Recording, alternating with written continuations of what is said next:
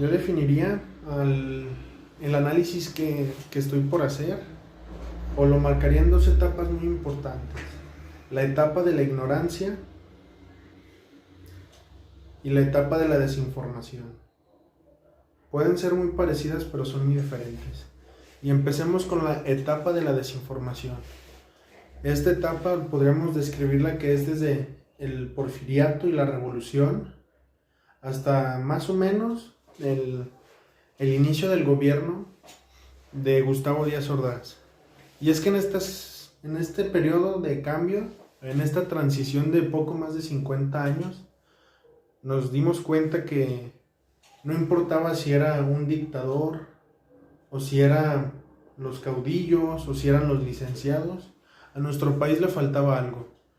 Y es que, si bien logramos expulsar a los dictadores, logramos expulsar a los extranjeros, y se logró que se expropiara el petróleo, las vías férreas, la reforma agraria se llevó a cabo de una muy buena manera, México nunca encontró una estabilidad económica,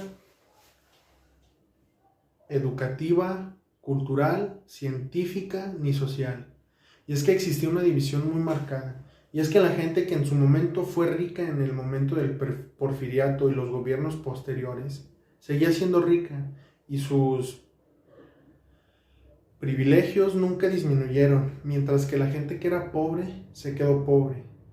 Y le costó demasiado salir de esa pobreza. Es por eso que los presidentes como Manuel Ávila Camacho buscaban crear en la sociedad una unión y un patriotismo similar al que se veía en Estados Unidos. Pero si hacemos un análisis más profundo de lo que fueron los gobiernos de los caudillos, nos damos cuenta que eran los intereses de estos mismos aplicados solo a su gente.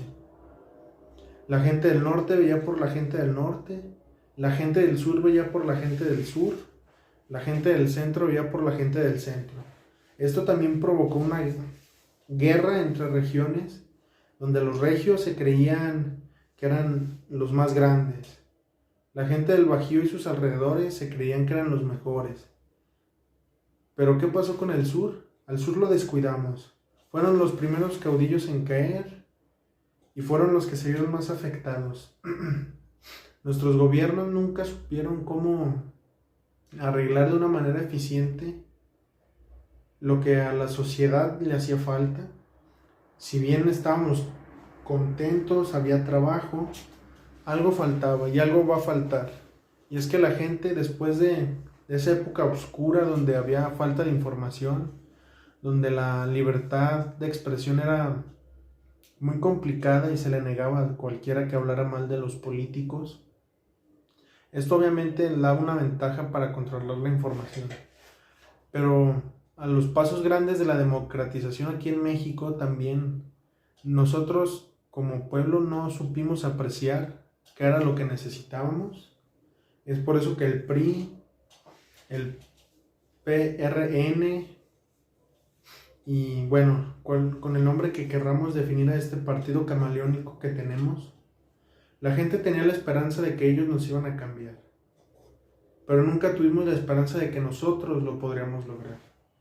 Es por eso que la corrupción, los compadrazgos se dieron y se enraizaron aquí en México y se volvieron parte de ese pensamiento común que tenemos como mexicanos.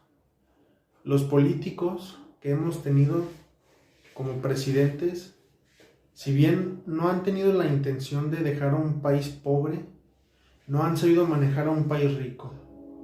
Y eso se demostró porque antes de los tecnócratas el avance que tenía México económicamente y culturalmente era muy limitado.